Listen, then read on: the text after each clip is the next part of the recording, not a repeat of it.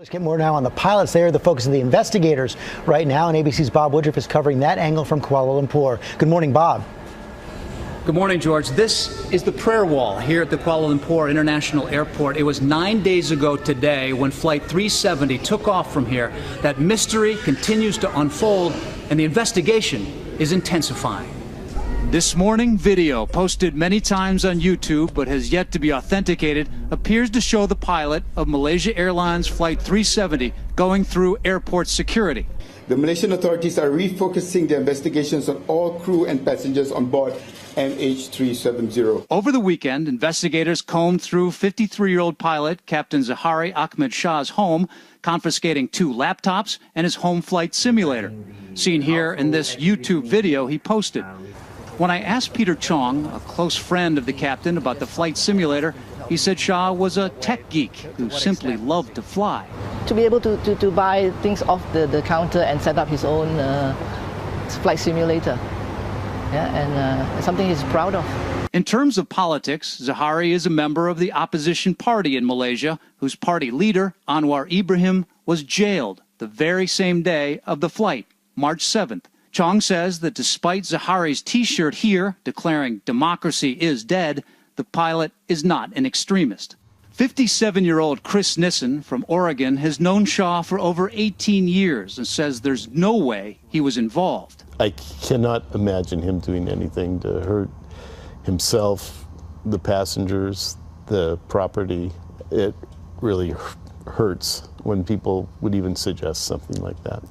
Investigators are also looking into the co-pilot, 27-year-old Farik Abdul Hamid, who, according to Channel 9, Australia's A Current Affair, invited these women into the cockpit back in 2011, allegedly taking pictures and smoking cigarettes with the women during the flight. Meanwhile, families of passengers like American Philip Wood are not giving up hope. We were raised to have a deep Christian faith, and we're relying on that right now, real heavily.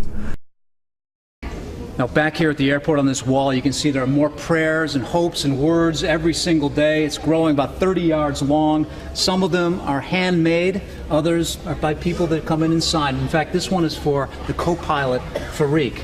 All of these hopes and these prayers are for every single person on that plane.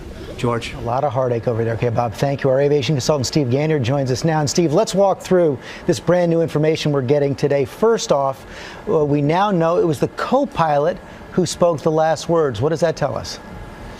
George, the timeline's been muddied a bit about when these actions have been taken in the cockpit, but all the facts that we've been talking about, all the premeditated actions, the change in course, the ACARs, turning off the transponder, all these premeditated actions still stand. It's still very interesting that the co-pilot did this. We're trying to figure out who is the more likely suspect here, if it is the 2 crew members. And for the co-pilot to say something, they'll go back and they'll look at the voices and they'll look for stress in his voice to see, did somebody have a gun at his head? Was he being told to do something? But again, lots of little clues, but we're still not there yet. And you add to that, at least the Malaysian Airlines officials are saying that the 2 pilots did not request to fly together. Right. So you can't say that they were conspirators, and finding any link between the pilot and the co-pilot so far has been fruitless. Meantime, they are looking at that flight simulator. What could that conceivably tell us?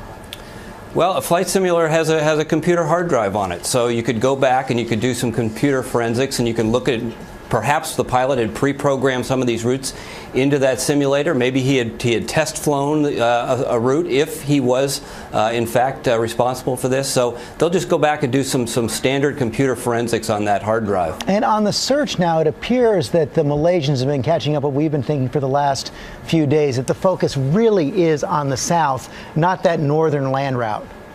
Yeah, so now as our sources have been telling us for a couple days now, we will shift down towards the south. You see that the Australians are now responsible for that part of the search. But I think that we need to be careful here, George, because we're getting into that part of a mishap investigation where the facts, I think, are going to kind of continue to come to a halt, if not just to a trickle. So the facts, the science, we're not going to get too much more out of the satellites. They're going to have to do some on-the-ground forensics, but we got to be careful that we don't do too much speculation as we continue to look for the wreckage of that airplane. Yeah, we have a lot more to learn. Okay, Steve, thanks very much.